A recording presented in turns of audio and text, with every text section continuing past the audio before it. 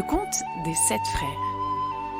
Il y avait une fois 7 garçons de la montagne, 7 frères, qui au commencement de la saison morte, selon la coutume de leur pays, partent pour gagner leur vie dans le monde. Ils étaient frères tous les 7, oui, pas un qui n'ait les 6 autres pour frères. Cela les émerveillait toujours quand ils y songeaient, et cela leur donnait une grande confiance. Bon, ils n'étaient pas de ces malins qui ont inventé la poudre, mais c'étaient de braves garçons. Et en quittant la maison, l'aîné promet à sa mère qu'à la Saint-Jean chaude, la Saint-Jean d'été, il lui ramènerait tous ses fils à la maison. Et comme cela, ils sont partis un soir au blanc de la lune. Les voilà donc sur les chemins. Tous les 7, ils s'ébahissent de tout ce qu'ils voient et ils désirent tout voir de près. Une chapelle avec sa cloche, un attelage de chevaux blancs, un pont pointu sur son arche, un écureuil qui fait tourner le tambour de sa cage, et tout.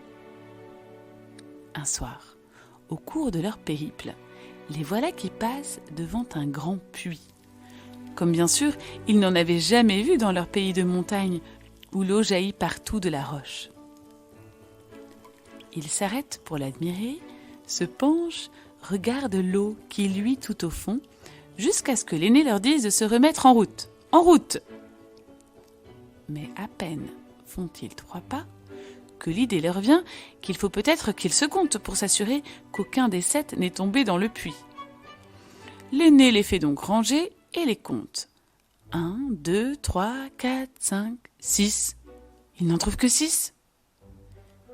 Il vient se mettre à côté d'eux, dit au cadet de sortir du rang et de les compter à son tour. 1, 2, 3, 4, 5, 6. Le cadet lui aussi n'en trouve que 6. Et chacun des autres fait de même, fait ranger ses frères et n'en trouve que 6. 1, 2, 3, 4, 5, 6. Pas un de plus. Et alors, nous étions pourtant 7.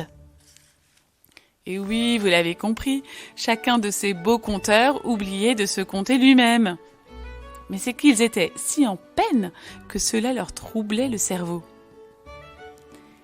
Bon, l'aîné revient au puits, se penche, il met sa main en visière sur ses yeux, il regarde au fond, et là que voit-il?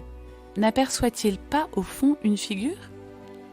Les autres se penchent, chacun leur tour, et voient la même chose, un visage qui les regarde.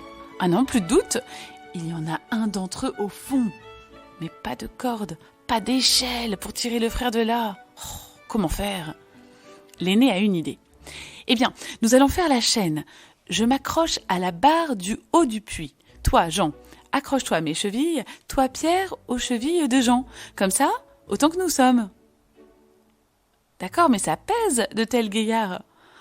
Au moment où le 7e, descendant d'épaule en épaule, s'accroche à peine au plus bas, eh bien l'aîné, lui, qui est tout en haut, un garçon pourtant fort et costaud, comme un Turc, sent les mains lui peler et la barre lui échapper. « À moi, je glisse !» Aussitôt, le cadet lui crie d'en bas « Crache dans tes mains, tu tiendras bien !» Ah bah, bon conseil, si bon que l'autre le suit aussitôt. Et dans l'instant, plouf, les voilà tous les 7 au fond. S'ils se noyèrent, mais non bien sûr. Il y a juste assez d'eau pour les recevoir, arrivant les uns sur les autres. Non mais seulement quel pêle-mêle! Ils n'arrivent plus à s'en démêler, à tirer du tas, leurs bras, leurs jambes. Chacun ne sait plus ce qui est à lui. Imaginez-vous, l'eau, la vase et 7 montagnards. Cela fait un beau mélange. Finalement, ils parviennent à se dégager, à se mettre debout. Et à ce même moment, la lune se lève et ils voient qu'il y a des creux entre les pierres pour remonter du puits. Ils y placent les pieds, ils y accrochent les mains. Et ainsi, de creux en creux, l'un après l'autre, ils remontent, tous là-haut sur la prairie. Ils se secouent comme des chiens mouillés et ils secouent leur chapeau pour en faire partir l'eau. Et puis, en voyant ces chapeaux qui sèchent sur le pré, l'idée vient alors à l'aîné de les compter. 1, 2, 3, 4, 5, 6, 7. Ils en trouvent 7. Ah, les voilà bien rassurés. Ils savent qu'ils sont tous là. et ils sont repartis au blanc de la lune, plus contents que jamais d'être tous les 7 frères, et plus sûrs aussi que jamais de passer à travers tous les hasards, tous les dangers dans le monde. Et ils sont repartis au blanc de la lune.